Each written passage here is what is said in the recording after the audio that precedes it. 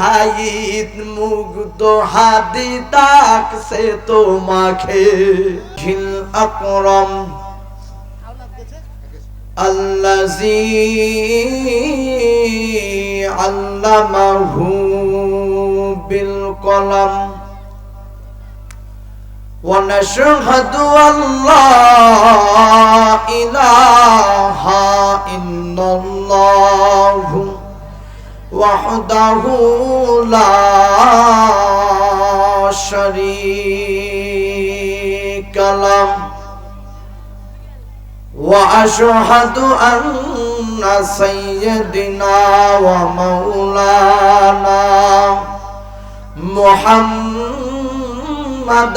عبده ورسوله الذي أرسله بالحق بشيرا ونذيرا وداعيا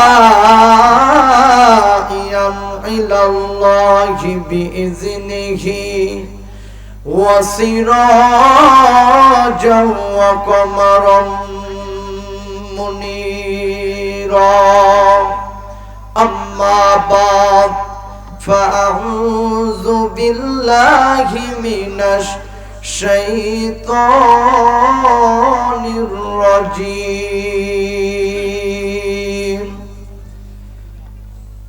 بسم الله الرحمن الرحيم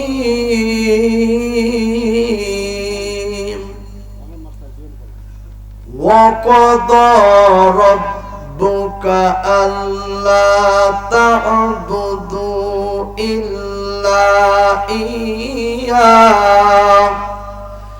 إلا إياه وبالوالدين إحسانا صدق الله المولانا العظيم إلى آخر الآية وقال رسول الله صلى الله عليه وسلم الجنة تحت أقدام الأمهات কেন মুমিন ঘুমিয়ে আছো কেন মুমিন ঘোরাফেরা করতেছো কোরআনের ডাক শুনে তুমি জানো না তোমার গুনাহের কারণে তুমি মানুষ যাবে জাহান্নামে আহা তুমি মানুষ মারা গেলে ছেলে কাঁদবে মেয়ে কাঁদবে আহা তুমি মানুষ মারা গেলে ছেলে কাঁদবে মেয়ে কাঁদবে কেঁদে বলবে বা তবুও মানুষ নির্দয় হয়ে দিবে রে মাটির চা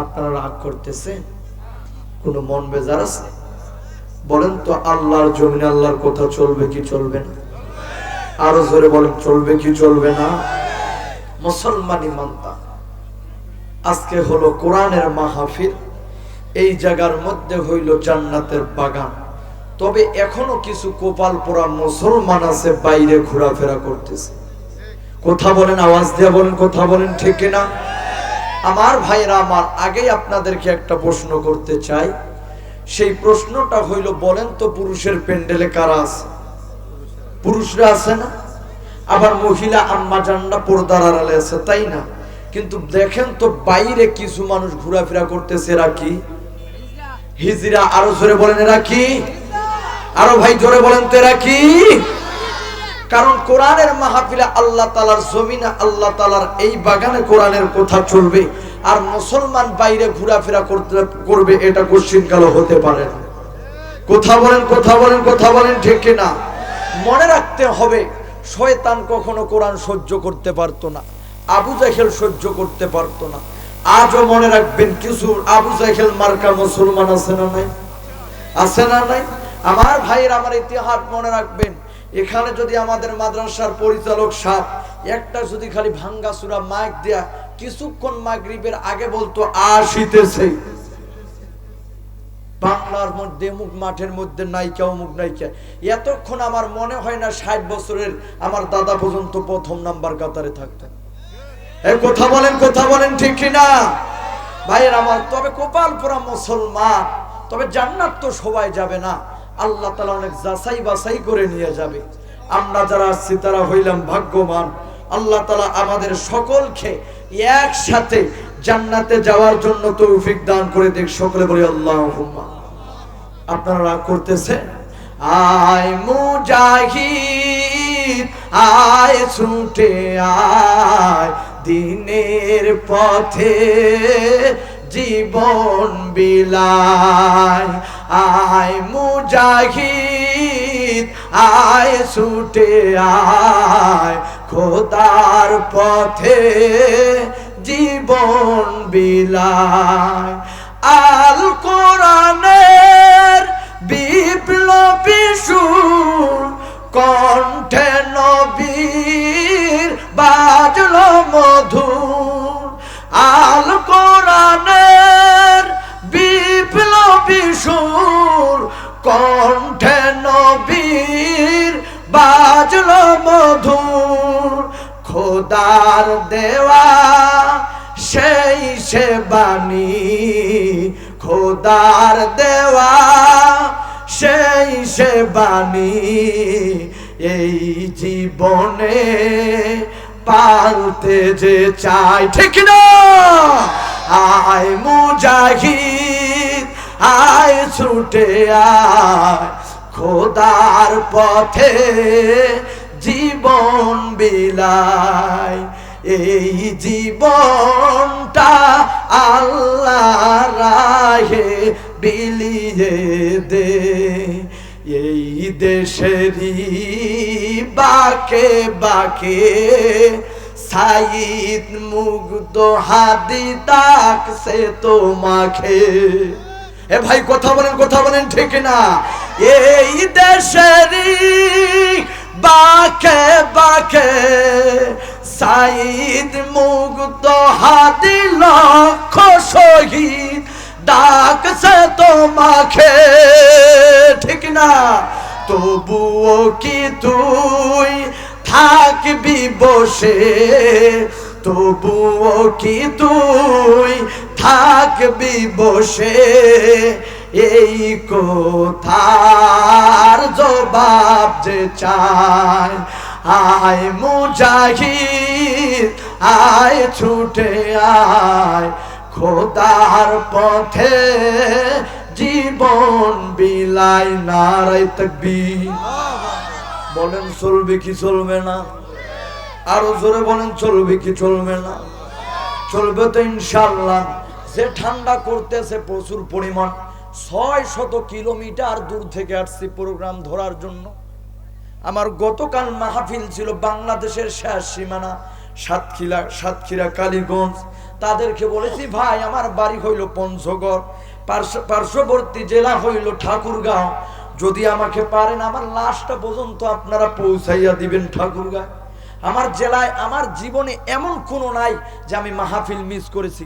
600 কিলোমিটার রাতের ভিতরে মাহফিল শেষ করার পরে 3 ঘন্টা আলোচনা প্রায় টানার পরে তাদের কাছ থেকে বিদায় নিয়ে আসছি।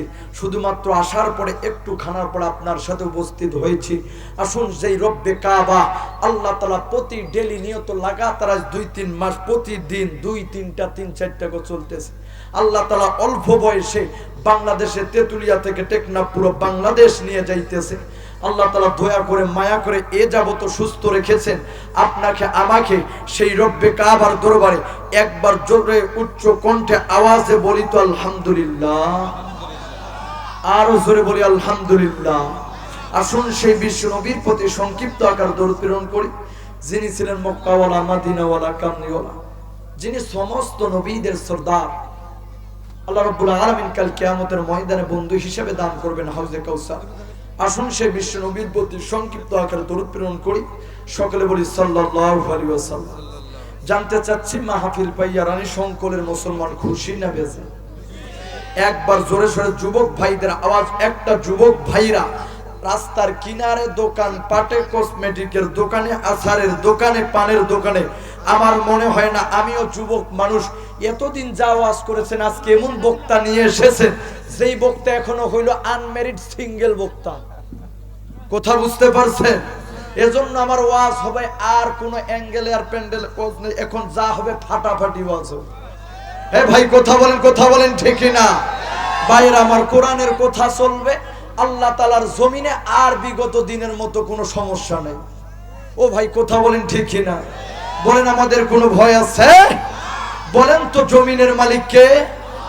আরো জোরে বলেন, জমিনের মালিক কে? আসমানের মালিক কে? নবমণ্ডল ভূমণ্ডলের মালিক হলেন আল্লাহ তাআলা। সেই আল্লাহ তাআলার জমিনে আল্লাহ তাআলার কথা চলবে, আল্লাহ তাআলার কথা চলবে। নতুন করে কারো পারমিশনের দরকার আছে বলেন তো? সেই আল্লাহ তাআলার কথা চলবে। কথা বলেন ঠিক না? আমার ভাইরাম, সেই কোরআনের জন্য আবারও যদি দেখেন আপনার আমার নবীকে গালি দেয়, আপনার আমার নবীকে কাদিয়ানীরা নবী মানে না, আপনার আমার নবীকে গালি দেয়, আপনার আমার আল্লাহ তাআলাকে বাউল শিল্পী নামক ফাউল্লা গালি দেয়, তবে যদি আমরা মুমিন হতাম, আরেকবার তাকবীর দিয়ে শাহজালালের মতো যদি দাঁড়িয়ে যাইতাম, একটা নাস্তিক বেঈমান এই সোনার বাংলাদেশে থাকতে পারতো না। কথা বলেন ঠিক না? ভাইয়েরা আমার, তবে মনে রাখতে হবে, যদি আবারও কোরআনের জন্য, আবারও যদি নবীর ইজ্জত রক্ষা করার জন্য দাফনের কাফন লইয়া মাঠে ময়দানে যাইতে হয়, আবারও যদি রক্ত ঝরাইতে হয়, আবারও যদি সাইদের মতো দুইটা হাত পেতে দিতে হয়, কারা কারা রাজি আছেন? দুইটা হাত তুলে তাকবীর দিয়ে দেখে দেন।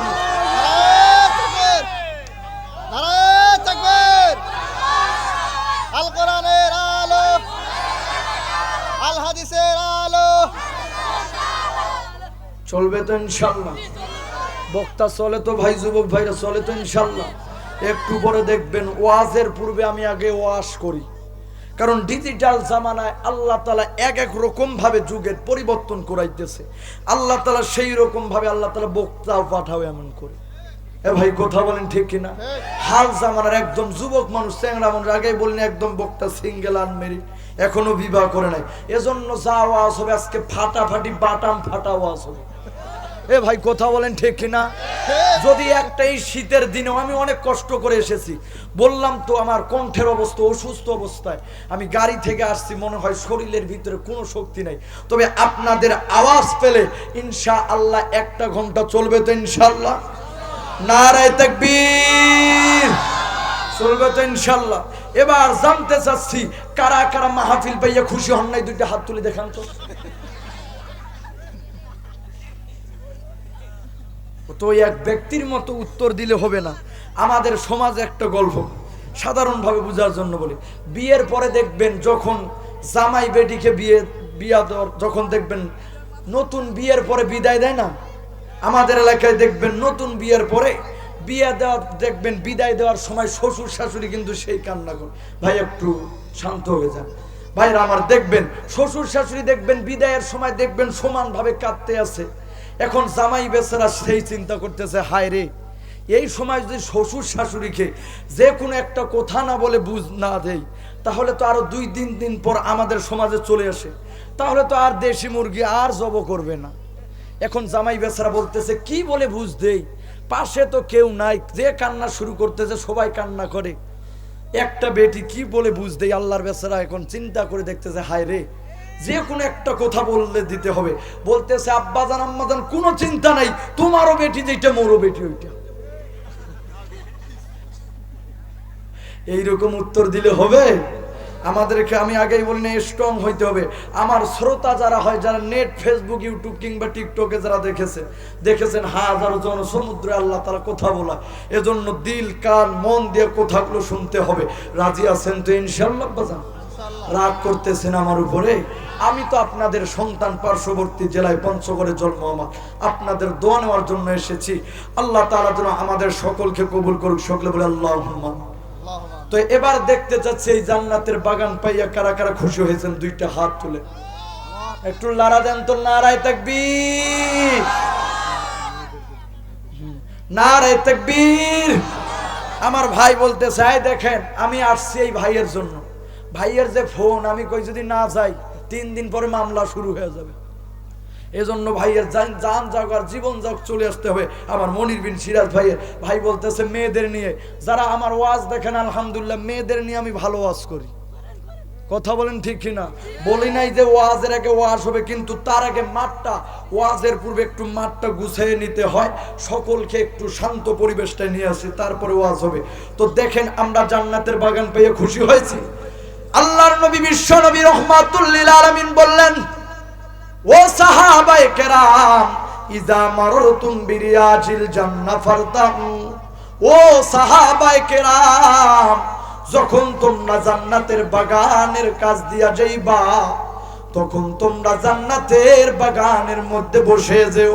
সাহাবায়ে কেরাম বললেন, ইয়া রাসূলুল্লাহ, ইয়া হাবিবাল্লাহ, ও আমার ইয়াজুল জান্নাহ, ইয়া রাসূলুল্লাহ।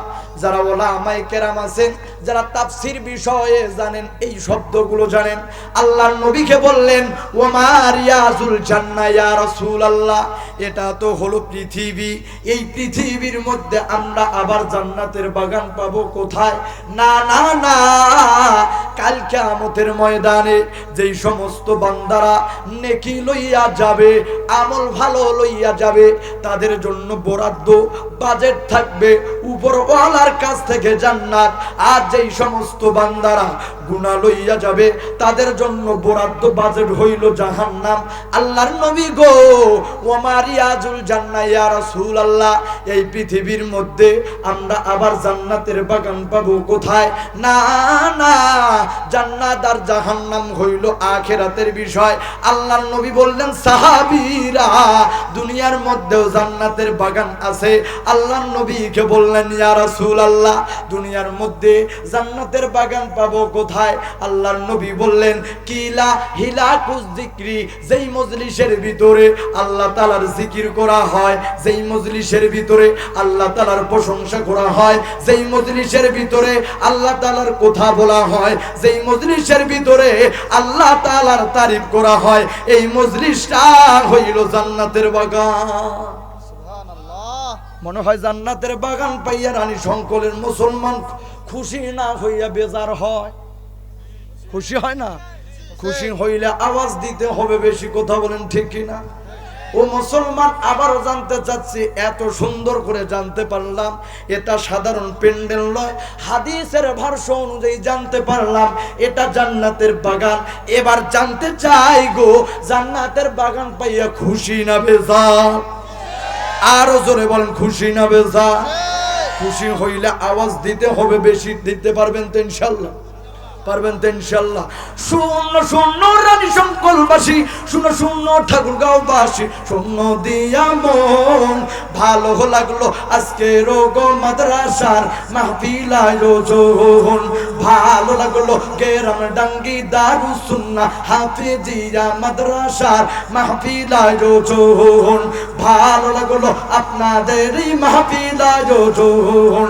আজকের মাত্রে আনেরো না মুসলমান সবাই, কারো গায়ে অন্য দলের সিল লাগানা। এ ভাই কথা বলেন ঠিক না? আরে সবার গলায় আল্লাহ তাআলার ভয় আছে, তাই সবার মলায় মদিনার কালিমা গো ভাই। সবাই মোরা নবীর সাথে জান্নাত যেতে চাই, সবাই মোরা মালিকের ওই জান্নাত যেতে চাই। কারা কারা জান্নাত যাবেন, কারা কারা জান্নাত যাবেন, হাতের লারা দেন না ভাই, হাতে লারা দেন না ভাই। দিন ইসলামের পথে চলবো, আল্লাহু আকবার আস্তে করে বলেন না রে ভাই। যে আওয়াজ দিয়েছেন, এই আওয়াজ দিলে আরো কিছুদিন পর আসার পরে পিটাবে। কথা বলেন ঠিক না? আরো জোরে বলেন আল্লাহু আকবার। বজ্র কণ্ঠে আওয়াজ তুলে বলেন আল্লাহু আকবার।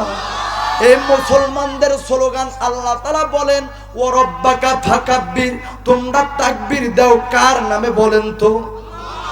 আল্লাহ তাআলা বললেন, ও রব্বাকা ফাকাব্বির, তোমরা তাকবীর দাও আল্লাহ তাআলার নামে। তাকবীর দিলে লাভ কি?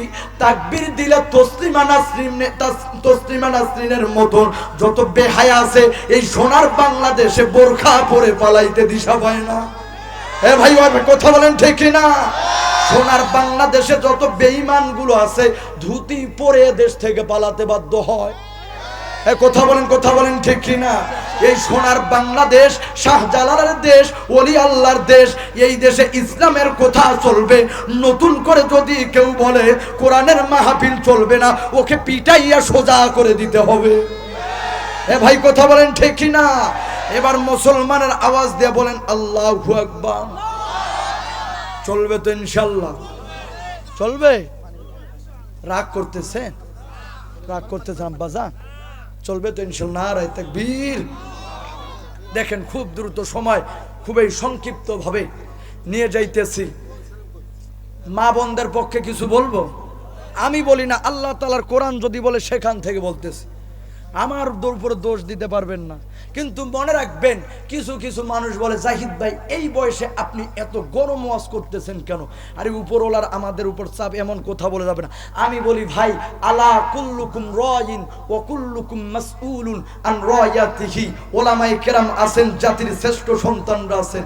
আল্লাহ তাআলার নবী বলেন তোমরা প্রত্যেকে দায়িত্বশীল, তোমাদের প্রত্যেককে দায়িত্ব সম্পর্কে জিজ্ঞাসাবাদ করা হবে। আল্লাহ তাআলা আমার কণ্ঠটাকে দিয়েছে। আল্লাহ তাআলা যদি কাল জিজ্ঞাসা করে জাহিদুল ইসলাম কণ্ঠটাকে দিয়েছি, হকের কথা না বলে তেল তেলা ওয়াজ করছো, তোমার আজকে ফুটানি আছে। কথা বলেন ঠিক কিনা? এজন্য যারা বলে হুজুর আমাদের উপর থাকি অনেক চাপ আছে, আমি বলি ভাই আমারও উপর থেকে চাপ আছে। কথা বলেন ঠিক কিনা? ভাইরা আমার রাগ করতেছেন? চলবে না? নারায়ে তাকবীর। চলবে তো ইনশাআল্লাহ? ভাইরা আমার দেখেন, আল্লাহ তাআলা বলেন ওয়াকরনা ফি বুয়ুতিকুন্না ওয়ালা তাবাররুজনা তাবাররুজাল জাহিলিয়াতিল উলা। আল্লাহ তাআলা পবিত্র কোরআনুল কারীমের মধ্যে জানাইয়া দেয়, এ দুনিয়ার মহিলারা তোমরা জাহিলি যুগের মেয়েদের মতো ঘোরাফেরা করিও না, তাদের সংস্রব গ্রহণ করো না, তাদের মতো চলাফেরা করিও না। তোমরা কাকে অনুসরণ করবা? খাদিজা রাদিয়াল্লাহু তাআলা আনহাকে অনুসরণ করে চলবা। পোশাকগুলো ঢিলা ঢালা পরে চলবা, যাতে কেউ তোমাদেরকে দেখে আকৃষ্ট না হয়। কিন্তু ও মুসলমান, আজকে আমার মা বোনেরা এমন পোশাক পরে জাহিলি যুগকেও হার মানাইয়া দেয়। কথা বলেন ঠিক না? বাইরে ভাই দিন দিন যত বেশি গ্রামগঞ্জে ঘরে বাইরে বাজার ঘাটে যত বেশি ওয়াজ হয়, তত বেশি দিন দিন খালি কাপড় কমে যায়। কথা বলেন ঠিক না? ভাইয়েরা আমার, সোনার বাংলাদেশের মা বোনেরা এমনি হইলেও ফর্সা, আমরা ভাই পাচ্ছি না তেমন কোনো ভরসা। এরপরেও বিউটি পার্লারে গিয়ে করছে সাজুগুজু। রাত মানে না, দিন মানে না, সকাল মানে না, দুপুর মানে না, শুধু টোটো কোম্পানির ম্যানেজারের মতো ঘুরে বেড়ায় আর এদেশের যুবকদেরকে নষ্টর দিকে নিয়ে যায়। হ্যাঁ যুবকরা কথা বলেন ঠিক কিনা? আর যখন আমার যুবক ভাই তাকায়, কয় এদেশের যুবকদের চরিত্র খারাপ হয়ে গেছে, এদেশের যুবকরা নষ্ট হয়ে গেছে।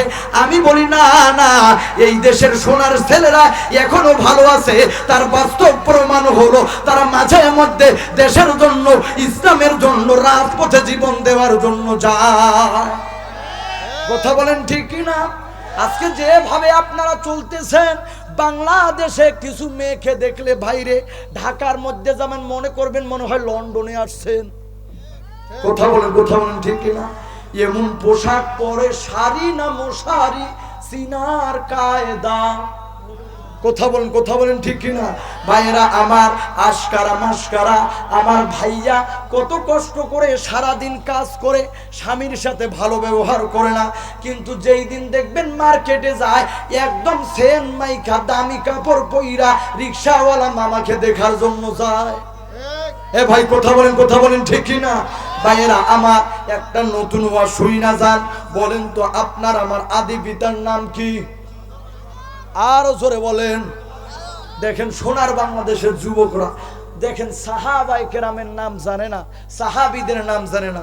যদি খালি একটু দেন, একটু বলে দেন, দেখবেন মেসি নেইমার কে কি করে, কার জন্ম কোথায়, কয় টাকা বেতন পায়, সব আছে না ভাই?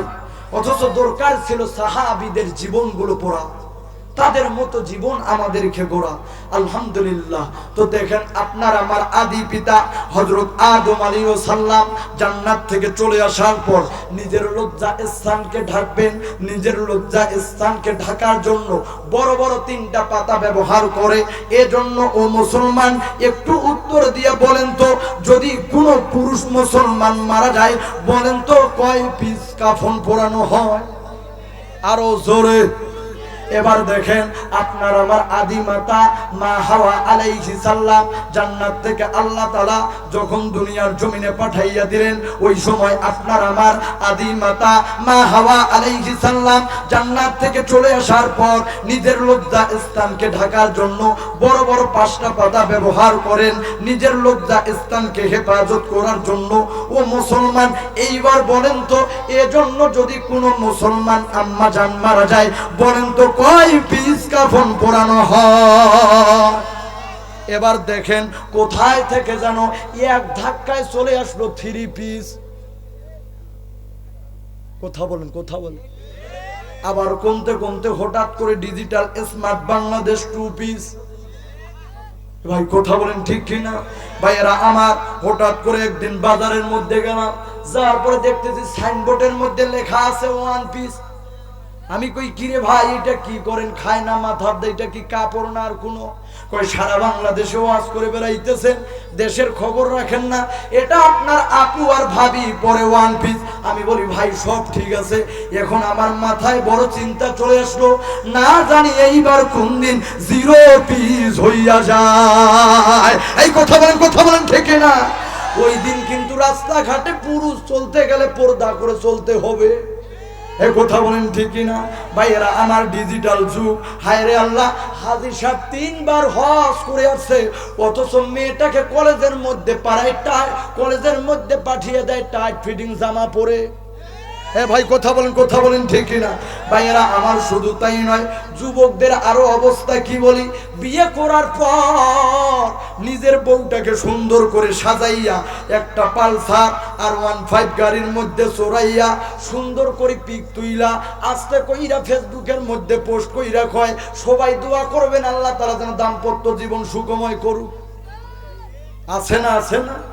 আমরা এগুলো গুনাহ মনে করি না, অথচ দেখেন এই ছোট্ট ছোট্ট এই হাল জামানা, ডিজিটাল জামানায় ছোট্ট ছোট্ট গুনাহের কারণে কিন্তু আপনাকে আমাকে জাহান্নামে যাইতে হইতে পারে। কথা বলেন ঠিক কি না?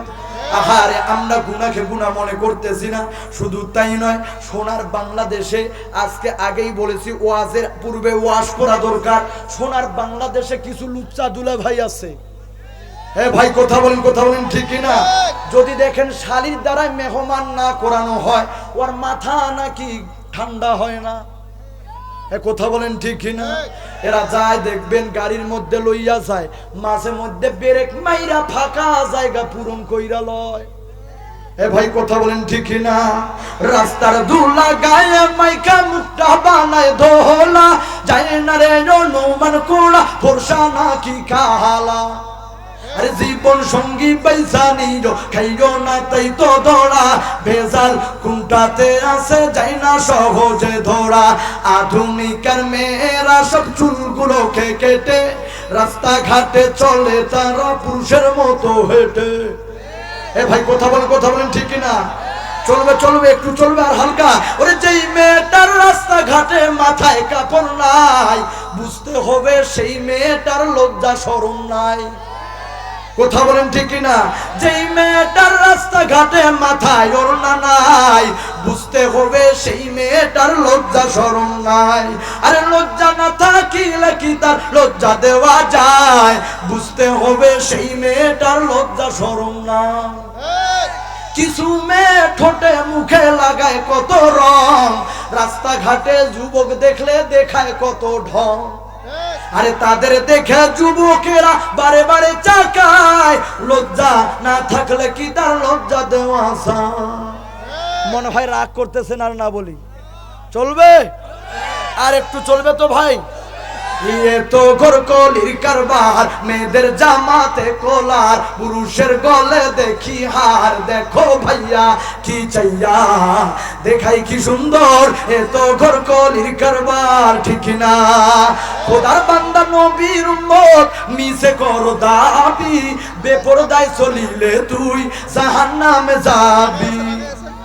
আওয়াজ দেখুন, ঠিক না? এই শরীয়তে ভয় কি হবে তার মোড়ার পরে হাসরের মাজার, এ তো ঘর কলির কারবার। মেয়ে এখন হইল পুরুষ, হাতে লই না চুড়ি, গায়ে তাদের নাই বেনাউস, পড়তে চাই না শাড়ি। দেখো বোরকা পরিয়া সাইনবোর্ড দেয় উল্টিয়া, এ কথা বলেন ঠিক না? দেখো বোরকা পরিয়া সাইনবোর্ড দেয় উল্টিয়া, ফেস কাটিং দেখাইয়া গেলে বোরখার কি দরকার, এ তো ঘর কলির কারবার। 16 গিরা কাপড় লাগে ব্লাউজ ভাই, 10 গিরা বানাইলে দাদা কেমন দেখা যায়, ঠিক ঠিক না? 16 গিরা কাপড় লাগে ব্লাউজ ভাই, 10 গিরা বানাইলে দাদা কেমন দেখা যায়, যেন বোয়াল মাছের পেটি, যেন করে ঝিকিমিকি। বুড়া দাদা দেখার পরে করে রে হায় হায়, এ তো ঘর কলির কারবার। নারায়ে তাকবীর। ভাই চলবে? আলহামদুলিল্লাহ। আসলে কম সংখ্যক লোকের ভিতরে মনটা বসতেছে না, একটু মনটাকে ফ্রেশ করে নিয়ে কোরআনের আয়াত থেকে সরাসরি ঢুকে যাব। একটু মেহেরবানি করে পিছনের ভাইরা একটু সামনাসামনি যদি আপনারা চলে আসেন, আলহামদুলিল্লাহ অনেক ভালো হবে। একটু পরে কান্নার বয়ান শুরু হয়ে যাবে। মা বাবার আসলে আসার পরে জানতে পারি কিছু কিছু ভাই বলে, ভাই সমাজের ভিতরে আজকে সবচেয়ে বড় রোগ হইল পিতা মাতার খেদমত করে না। কথা বলেন ঠিক কিনা? আহেরে অনেক কষ্ট লাগে, কেমন করে সন্তানটা পারে নিজের মাটা এই ছোট্ট একটা পেটের মধ্যে রাখতে পারে, কিন্তু সন্তান বড় হওয়ার পরে মা বাবার জায়গা হয় না সন্তানের ঘরে। মুসলমান ভাইরা আমার, আর কোন দিকে নজর নাই। আমার বন্ধুরা, আমার ভাইরা আমার, রাত্র গভীর হইয়া যায়, এমনিতে হালকা মৃদু বাতাস বইতেছে, আহার এমনিতে কাজকর্মের দিন। অনেক আমরা মেঘনতি মানুষ, আমাদেরকে হালাল খাইতে হবে। আল্লাহ তাআলা তো নিজেই বলেছেন, তোমরা হালাল খাদ্য উপার্জন করার জন্য জমিনের মধ্যে নেমে পড়ো। আমার ভাইরা, আমার বন্ধুরা রে, আর একটা মানুষও কোনো দিকে নজর নাই। এতক্ষণ থেকে এত সুন্দর সুন্দর ইসলামিক নাচ, হাম নাচ, ইসলামিক গানগুলো কেন বললাম রে বাবা? আহারে, যারা আমাকে নেটের মধ্যে দেখেন, যারা ফেসবুকে দেখেন কিংবা বিভিন্ন রকম প্ল্যাটফর্মে দেখেন, সব সময় আপনাদের আজকে দোয়া নিয়া হাজারো মানুষের সামনে কথা বলে অভ্যাস, তো মনের ভিতরে শান্তি আসতেছে না। এত কম সংখ্যক লোকের মধ্যে যেহেতু যুবক একদম ছেলে মানুষ, তারপর আল্লাহর নবীর হাদিসের একখানা যে জানি, বাল্লিগু আন্নি ওয়ালাউ আয়া, আমার পক্ষ থেকে একটি বাণী হইলেও পৌঁছাইয়া দাও। নবীর হাদিস কানকে স্মরণ করিয়া এইবার শুরু করলাম বয়ান। এ মুসলমান, আল্লাহর গোলাম, আল্লাহ তাআলা জানাইয়া দেয়, ওয়া কাদা রাব্বুকা আল্লা তা'বুদু ইল্লা ইয়্যাহু ওয়া বিল ওয়ালিদাইনি ইহসানা। আল্লাহ তাআলা জানাইয়া দেয়, আল্লাহ তাআলা ছাড়া কারো ইবাদত কইরো না, আল্লাহ তাআলা ছাড়া কাউকে আর মাবুদ বলে উপাস্য গ্রহণ করো না, কাউকে আর মাবুদ বলে মান্য কইরো না। আল্লাহ তাআলা সূরাতুল বনী ইসরাঈলের মধ্যে জানাইয়া দেয়।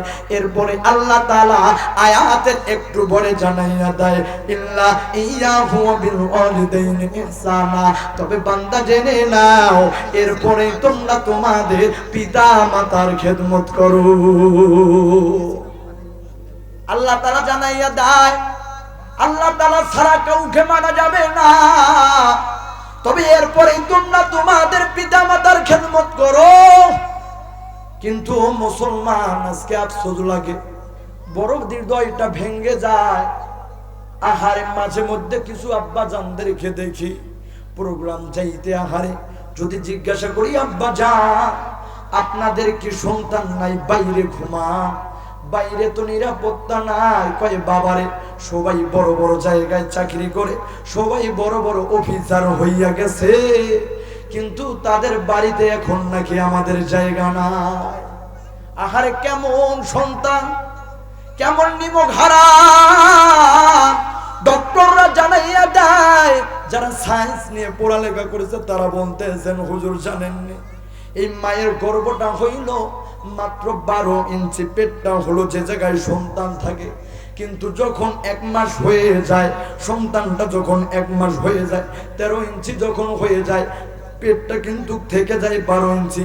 এবার পেটটার মধ্যে চাপ লাইগা 13 ইঞ্চি হয়ে যায়।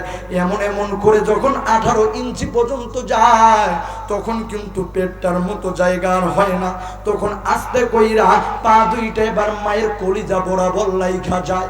এজন্য দেখবেন মারা ব্যথার কারণে কান্না করে, মাঝে মধ্যে স্বামী বেচারার পা দুইরা কান্না করে আর বলে স্বামী গো মনে হয় আর আমি বাঁচবো না, আমার বিজাই না দা, দেখুন আমার কলিজায় যেন কেন জানি খুব ব্যথা করে। ও মুসলমান, ডক্টররা জানাইয়া দেয় একটা মা সেই পরিমাণ কষ্ট সহ্য করে, এই পরিমাণ কষ্ট যদি কারো উপরে প্রয়োগ করা হয়, পৃথিবীর জমিনে কোনো মানুষ কষ্ট সহ্য করতে পারবে না। এই কষ্টের কারণে সাথে সাথে ওই মানুষটা মারা যাবে। দেখেন মা কি পরিমাণ কষ্ট সহ্য করে। আজকে কোন মায়েরে কষ্ট দেয়, কোন বাবারে কষ্ট দেয়, মনে বড় আফসোস লাগে। আহারে ঈদের সময় দেখলে বোঝা যায়, দেখবেন মা তার শরীরে নতুন কাপড় নাই, বাবাটা 1 স্যান্ডেল কতবার যে সেলাই দিয়েছে তার জানা নাই, বাবার পরনে নতুন লুঙ্গি নাই, 1 লুঙ্গি দিয়া কয়েকবার ঈদ করতেছে, 1 পাঞ্জাবি দিয়া কয়েকবার ঈদ করে, পাঞ্জাবির মধ্যে সেলাই, মার নতুন মার্কেট নাই। তারপর বাবাটা মানুষের বাড়িতে যায়, যাওয়ার পরে বলে বন্ধু কিছু টাকা দাও, আমি আমার সন্তানটাকে ঈদের মার্কেট করে দিব, আমার সন্তানটাকে ঈদের মার্কেট করাইয়া দিতে হবে। মুসলমান ভাইরা আমার, আহারে যদি বন্ধু টাকা না দেয়, আরেক বন্ধুর কাছে দৌড়িয়া যায়, বন্ধু কিছু টাকা দাও, আমার সন্তানের মুখে হাসি ফুটাইতে হবে।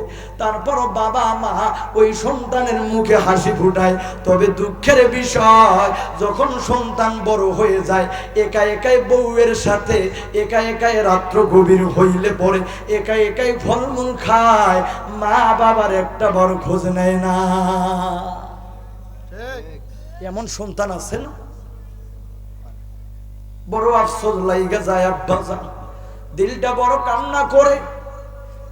এমন সন্তানের প্রয়োজন নাই। আল্লাহর নবী জানাইয়া দেয়, আল জান্নাতু তাহতা আকদামিল উম্মাহাত, মায়ের পায়ের নিচে হইল জান্নাত।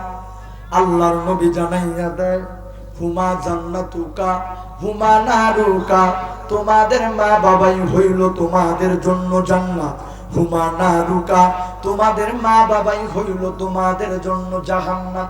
কিসসা কাহিনী বলি না, সরাসরি হাদিস ভাই হাদিস বলতেছে।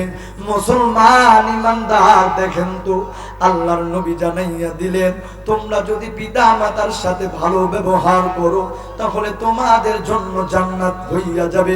যদি তোমরা পিতা মাতার সাথে খারাপ ব্যবহার করো তাহলে বই জানিও একদিন কিন্তু জাহান্নামে যাইতে হবে। নামাজ পড়তে পড়তে কপালটা কালো করে ফেলেছেন, কিন্তু পিতামাতার সাথে খারাপ ব্যবহার করলেন, ওই নামাজের মূল্য আল্লাহর দরবারে না।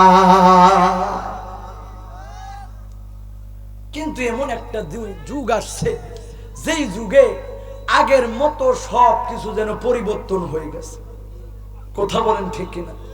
আগের মতো আছে নাকি? আর নাই নাই নাই রে, নাই রে কিছু নাই। আগের মতো মানুষ আছে, চরিত্র যে নাই। আবু বকর উমর ফারুক বল কোথায় পাই? নামেতে আছে সবে, কামে কিছু নাই, নাই নাই নাই রে আগের মতো নাই। ধানের গন্ধে মৌ মৌ আগে করতো সারা গ্রাম, মালশিরার সুজি গছি সেই না ধানের নাম। ইলিশ মাছের গন্ধ কি আর আগের মতো আছে? আছে নাকি? গন্ধ তো ভাই যায় না পাওয়া, নিয়েও নাকের কাছে। পান্তা ভাতের সাথে যখন পদ্মার ইলিশ খায়, নাই নাই নাই রে আগের মতো নাই। পালকি চড়ে শ্বশুর বাড়ি যায় না কে গোয়ার, গ্রামের বধূ ঘোমটা দিয়ে লুকায় না যে আর, ঠিক না?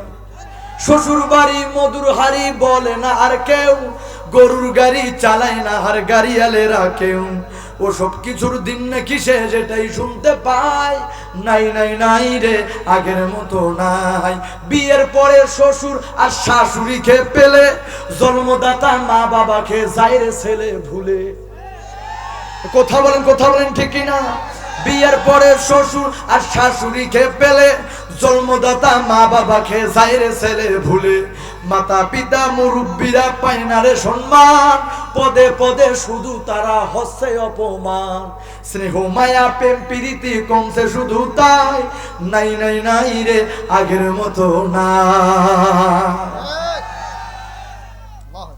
মুসলমান ভাইরা আমার, বলতেছিলাম প্রিয় নবীর হাদিস থেকে আল্লাহর নবী জানাইয়া দেয়, আল জান্নাতু তাহতা আকদামিল উম্মাহাত, মায়ের পায়ের নিচে হইল জান্নাত। আহারে ওই মাটা কেমন, ওই মায়ের দরদ তো আমরা বুঝি না, ওই মাটাকে তো আমরা আজকে বুঝতেও পারি না, কি পরিমাণ আপনার আমার জন্য মহব্বত করেছে। এ আব্বা জান, এই যে রাজশাহী মেডিকেল কলেজের ঘটনা বেশি দিনের ঘটনা না। যারা নেট কিংবা পেপার পত্রিকা পড়েন, যারা ফেসবুক ইন্টারনেট চালান, অবশ্যই জানেন একটা মেয়ের গর্ভে যখন সন্তান চলে আসছে, এবার ডক্টররা পরীক্ষা নিরীক্ষা করার পরে এবার ডক্টররা দেখলো মেয়ের গর্ভে এমন একটা অসুখ হইয়া গেছে, এমন একটা রোগ হইয়া গেছে, যার কারণে এখন যদি মেয়েটাকে বাঁচাইতে চায়, যদি সন্তানটাকে সুস্থ আকারে দুনিয়াতে নিয়ে আসে, তাহলে আর মাটা, গর্ভবতী মাটা বাঁচবে না।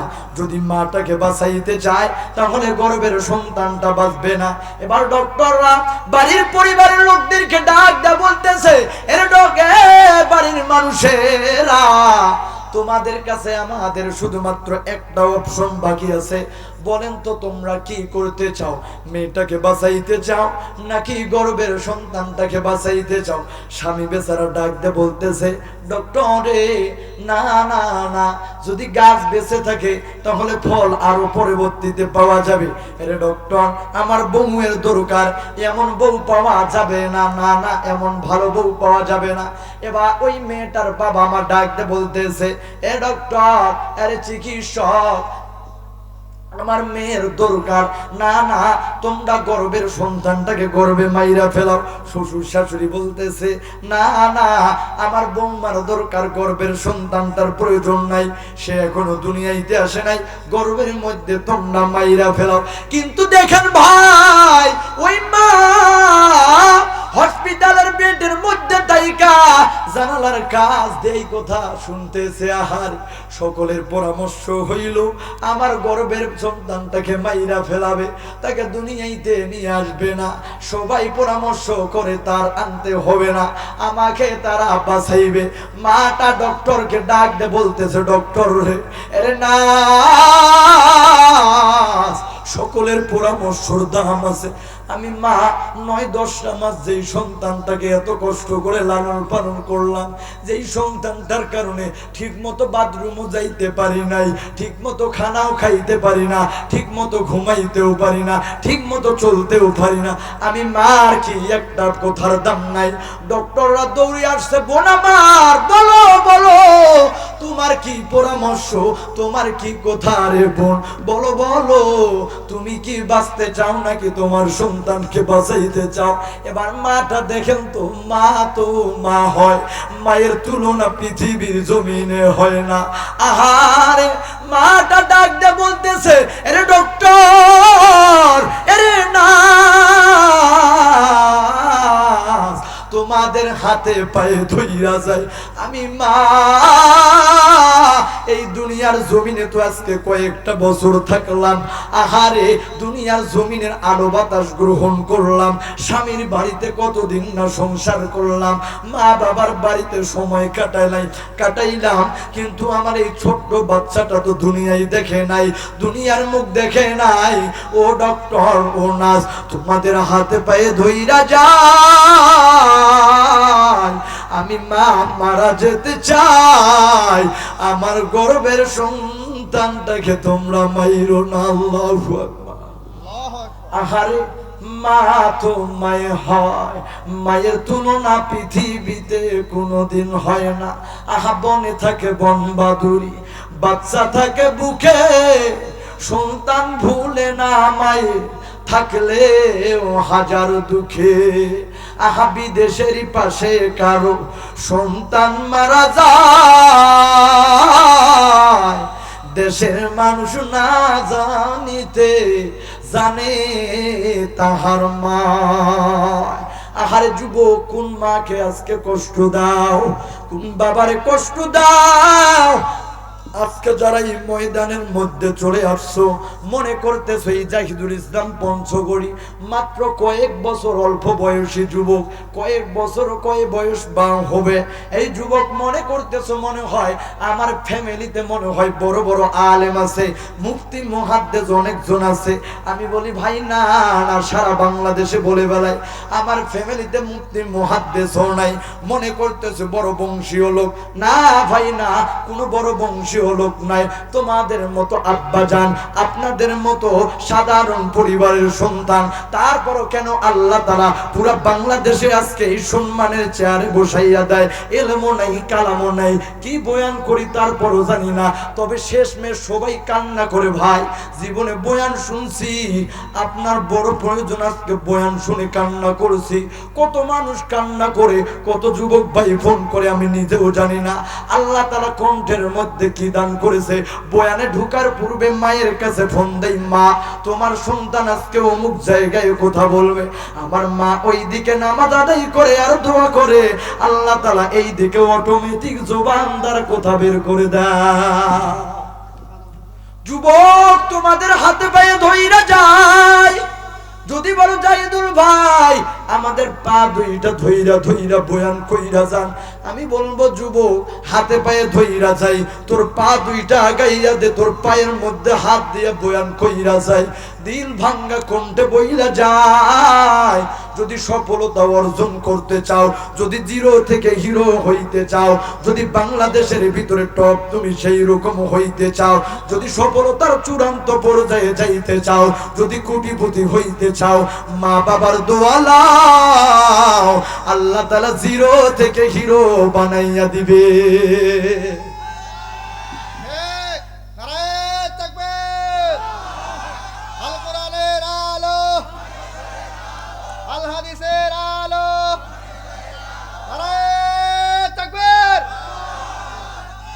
মুসলমান ভাইরা আমার দেখেন, ওই মায়ের তুলনা হয় না। আহারে ওই মাটা খেয়ে যে কষ্ট দিছে, তার জীবন বরবাদ হইয়া গেছে। আমার মুসলমান আব্বা জান, কিতাবের মধ্যে আছে, নাম তার হইল হাকিম আত-তাসাব রাহমাতুল্লাহি আলাই। তিনি বলেন, দেখো না আজকে আমরা জেনেছি, শুধুমাত্র জানি, শুধুমাত্র এতদিন শুনছি মায়ের দোয়া নাকি আল্লাহ তাআলার আরশে চইলা যায়। কিন্তু আব্বা জান একটা বাস্তব ঘটনা শুনাইয়া যায়। দেখেন তো কিতাবের মধ্যে আছেন আল্লাহ তাআলার বান্দার নাম আল্লাহর ওলি হাকিম আত-তাসাব রাহমাতুল্লাহি আলাইহি বলেন, তিনি একদিন মসজিদের মধ্যে নামাজ পড়তেছেন। নামাজ পড়তে পড়তে হঠাৎ করে তাকাইয়া দেখে একটা যুবকের অনেক সুন্দর চেহারা, অনেক সুন্দর দেখা যায়, এত সুন্দর চেহারাওয়ালা যুবক এত সুন্দর করে রুকু করে সিজদা করে আল্লাহ তাআলার প্রিয় বান্দা হাকিম আত-তাসাব রাহমাতুল্লাহি আলাইহি অবাক হয়ে গেলেন। কিতাবের মধ্যে আছে আল্লাহ তাআলার ওলি ডাক দিয়ে বলেন, এবার নামাজ শেষ হইলে পরে যুবকটার দিকে তাকাইয়া আছে, কিন্তু দেখে যুবকটার এত সুন্দর চেহারা, কিন্তু দেখা যায় যেন একটা হাত নাই, হাতের মধ্যে কাপড় পেঁচাইয়া রাখছে। আল্লাহ তাআলার বান্দা হাকিম আত-তাসাব রাহমাতুল্লাহি আলাইহি ডাক দিয়ে বলে, যুবক রে, এত সুন্দর চেহারা, এত সুন্দর তোমার চেহারা, এত সুন্দর করে নামাজ আদায় করো, আমার কাছে অনেক ভালো লেগেছে। তবে যুবক, একটু কেন জানি মনের ভিতরে কষ্ট লাগে, কেন জানি একটা হাত নাই, কেন জানি কাপড় পেঁচাইয়া রাখছো। কি যুবক, অ্যাক্সিডেন্ট কইরা মনে হয় হাতটা হারাইয়া ফেলছো, নাকি কোনো কারণে হাতটা নষ্ট হয়ে গেছে রে? বলো বলো, ডাক দে বলো। এবার যুবক বলতেছে, না না, আমার হাতটা অ্যাক্সিডেন্টের কারণে হারাই নাই, কোনো কিছু হয় নাই, কোনো হাতটা কোনো কিছুর দ্বারাই কাটাও যায় নাই, এমনি এমনি করে পচে যায় আর দুর্গন্ধ বের হয়। আল্লাহ তাআলার বান্দা অবাক হয়ে গেল, কি রে, পৃথিবীর জমিনে এর প্রথম ইতিহাস কারো এমনি এমনি করে হাত পচে যায়, কোনো রোগ নাই, কোনো কিছু নাই, হাতটা কাটাও যায় নাই, এমনি এমনি করে হাতটা কেমনে পয়সা যায়? আল্লাহর বান্দা নাসর বান্দা ডাক দেয়া বলে, যুবক রে, বলো বলো, যদি তুমি আজকে এই জায়গা থেকে কিছু শিক্ষা দাও, বাল্লিগু আন্নি ওয়ালাউ আয়া, আমি তাহলে এখান থেকে আরো মানুষদেরকে কিছু নসিহত করব, কিছু ওয়াজ নসিহত করব। এবার বলতেছে, না হুজুর, আপনাকে সেই ইতিহাস বলা যাবে না, কেমন কইরা আমার হাতটা নষ্ট হয়েছে, হুজুর এই কথা বলা যাবে না। এবার আল্লাহর ওলি ডাক দিয়ে বলতেছে, এই যুবক, যখন দেশের মধ্যে চিকিৎসা না হয়, বিদেশের মধ্যে যাও, যাওয়ার পরে হাতটার চিকিৎসা করলে ভালো হইয়া যায়। ডাক দিয়ে বলে, আল্লাহর ওলি, আমি বুঝে গেছি, আল্লাহ তাআলার আরশে লাইগা গেছে আগুন, জমিনে পানি ঢাললে কোনোদিন আগুন নিভবে না। আল্লাহর ওলি কয়, কি কয় রে? আল্লাহর আরশে লাইগা গেছে আগুন, জমিনে পানি ঢাললে আগুন নিভবে না। যুবক, কি বুঝাইতে চাও? একটু বিস্তারিত ভাবে বলো, তুমি একটু বিস্তারিত ভাবে জানাইয়া দাও আমাকে, বলো। এবার বলতেছে, হুজুর তাহলে শুনেন।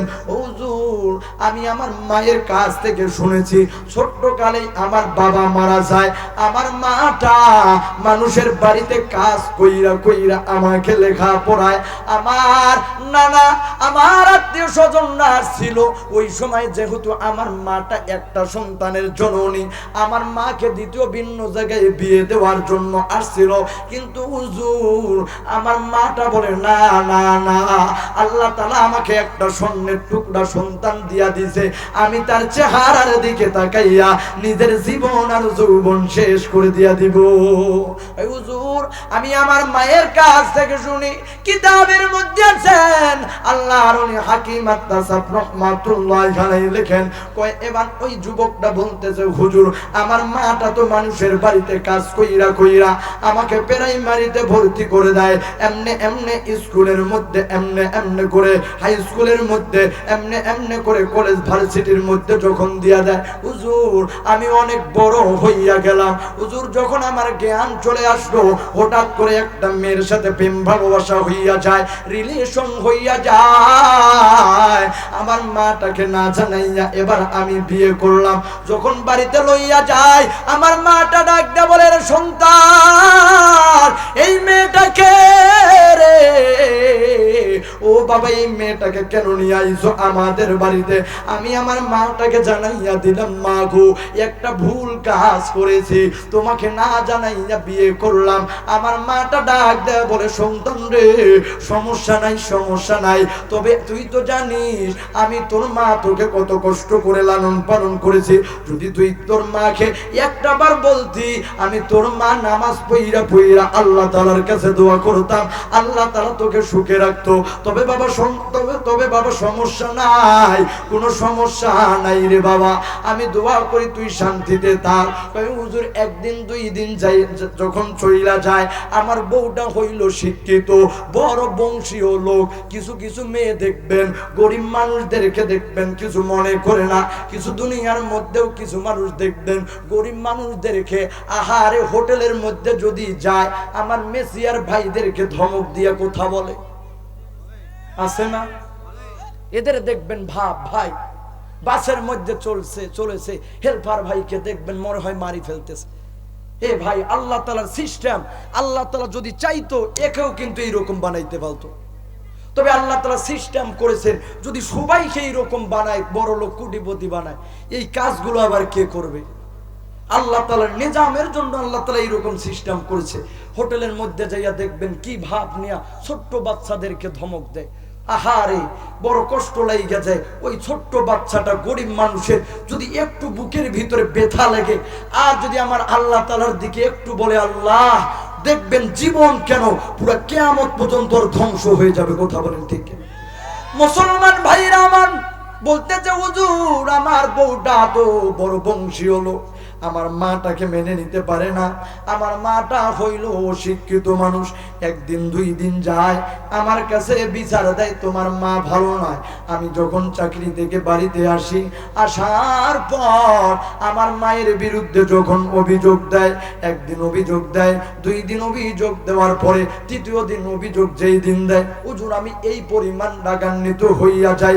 রাগান্বিত হওয়ার পরে নিজের রাগটা কন্ট্রোল করতে না পাইরা এই হাতটা দ্বারা আমার মায়ের কয়েকটা শরীরের মধ্যে আঘাত করি। হুজুর আমার মায়ের শরীরে যখন এই হাতটা দ্বারা আঘাত করলাম, আমার মাটা ডাক দে বলতেছে সন্তান রে, যেই মার গায়ে আজকে তুই আঘাত করেছিস, সেই মার গায়ে আজকে তুই মারলি, ও সন্তান তুই তো জানিস না আমি তোর মা, তোর ওই শরীরে তোর ওই হাতে কতবার যে চুমা খাইছি, কতবার যে তেল মালিশ করছি রে বাবা, তোর জানা নাই, তোর জানা নাই। এই সন্তান তবে তুই যাই না লও, তুই কিন্তু আমার জানাজার নামাজ পড়তে পারবি না।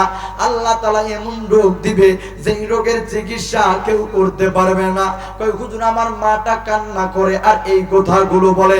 একদিন দুই দিন চইলা যায়, আমার মাটা প্রতিদিন এই রকম কান্না করে। হুজুর আমি চাকরির মধ্যে আছি, হঠাৎ করে আমার কাছে টেলিফোন গেল, তোর মাটা মারা গেছে হুজুর।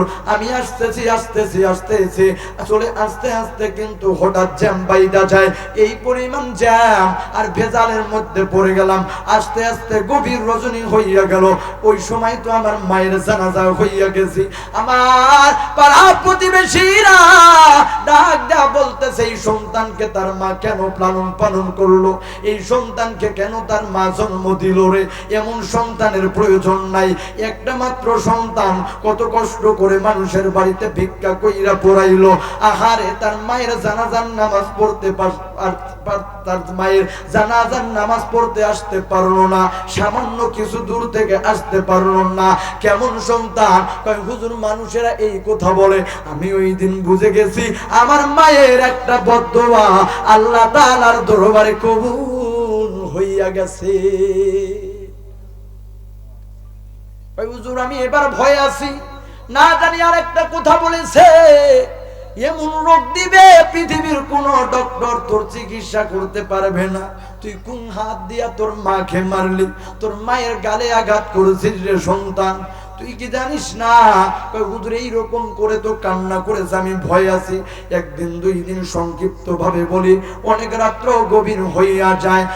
আরে কয় হুজুর একদিন দুই দিন চইলা যায়, কিছুদিন পর হঠাৎ করে এই হাতটার মধ্যে সাধারণ পরিমাণ একটা কিছু হইল, সাধারণ পরিমাণ একটা ভোট, সাধারণ পরিমাণ একটা ঘা হয়।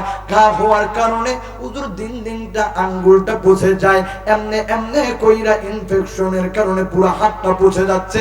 ডক্টরের কাছে দেখাইলাম, আমি তো লক্ষ লক্ষ কোটি কোটি টাকা ইনকাম করি হুজুর, এত চিকিৎসা করি, আজও পর্যন্ত পৃথিবীর কোন ডক্টর আজও পর্যন্ত এই রোগের চিকিৎসা, এই রোগটা কি রোগ আজও পর্যন্ত ধরতে পারলো না। হুজুর দিন দিন পচে যায় আর এই হাতটা থেকে দুর্গন্ধ বের হয়। হুজুর আমি বুঝে গেছি